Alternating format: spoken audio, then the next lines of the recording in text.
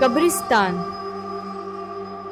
हर religion में death के बाद शरीर को विदा करने के अलग अलग तरीके होते हैं। हिंदू बॉडी को जला के अंतिम संस्कार करते हैं, वहीं क्रिश्चियंस और मुस्लिम्स कब्र बनाते हैं और जहां पर कब्रें होती हैं उस जगह को कब्रिस्तान कहा जाता है। हम बचपन से ही कब्रिस्तान से जुड़ी बहुत सारी डरावनी खबरें सुनते हैं। ऐसा माना जाता है कि आत्माएं शरीर को छोड़ देती हैं, पर कभी कभी इस दुनिया को नहीं छोड़ती और अक्सर अपने शरीर के पास ही रहने लग जाती हैं। ये कहानी 16 साल के एक लड़के जमशेद की है। जमशेद अपने अब्बू के साथ रहता था।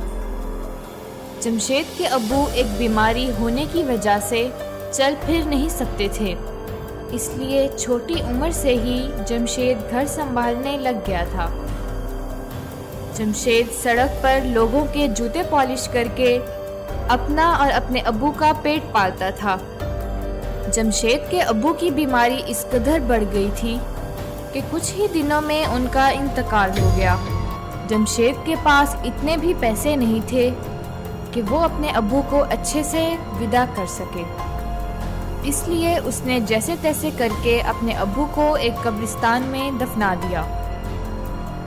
जमशेद ने ये सब भी अकेले ही किया, इसलिए सुबह से कब शाम और शाम से कब रात हो गई पता ही नहीं चला। जमशेद अपने अब्बू की डेथ के बाद बहुत ही ज़्यादा बेबस और अकेला महसूस कर रहा था।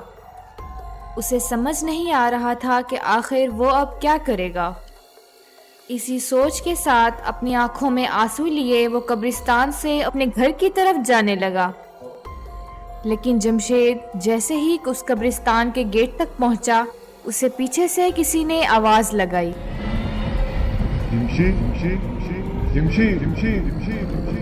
जमशेद एकदम से रुक गया और सहम गया, क्योंकि जमशी उसको सिर्फ उसके अब्बू बुलाते थे।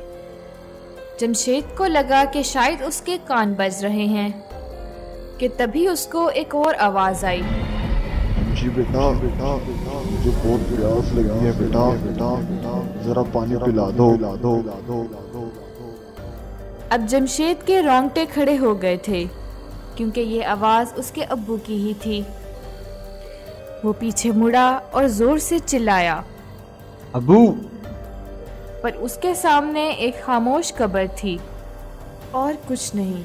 जमशेद फिर से चिल्लाया, अब्बू अब्बू, क्या आप मुझे सुन सकते हो? लेकिन सामने से कोई आवाज नहीं आई। जमशेद को लगने लगा कि शायद उसको अपने अब्बू की कुछ ज्यादा ही याद आ रही है और कुछ नहीं। वो अपना मन पक्का करके जैसे ही वापस जाने लगा तो वो दंग रह गया। कब्रिस्तान से बाहर जाने वाला लोहे का गेट, जो अभी चंद लम्हे पहले तक खुला हुआ था, वो अचानक से बंद हो गया। शायद उस पर कोई ताला लगाकर चला गया था और पूरे कब्रिस्तान पर चारों तरफ बड़े बड़े लोहे के फेंस थे, जिन्हें पार करना बहुत ही ज्यादा मुश्किल था। उस कब्रिस्तान से बाहर निकलने का एक और गेट भी था, पर वो एक दूसरे कोने में था। उस गेट तक पहुंचने का मतलब है जमशेद को पूरे कब्रिस्तान के बीच से होकर जाना पड़ना था। तो दोस्तों, इस वीडियो का पार्ट 2 देखने के लिए जुड़े रहिए हमारे चैनल के साथ। और अगर आपको ये स्टोरी अच्छी लगी तो हमारा चैनल सब्सक्राइब करना ना भूलें।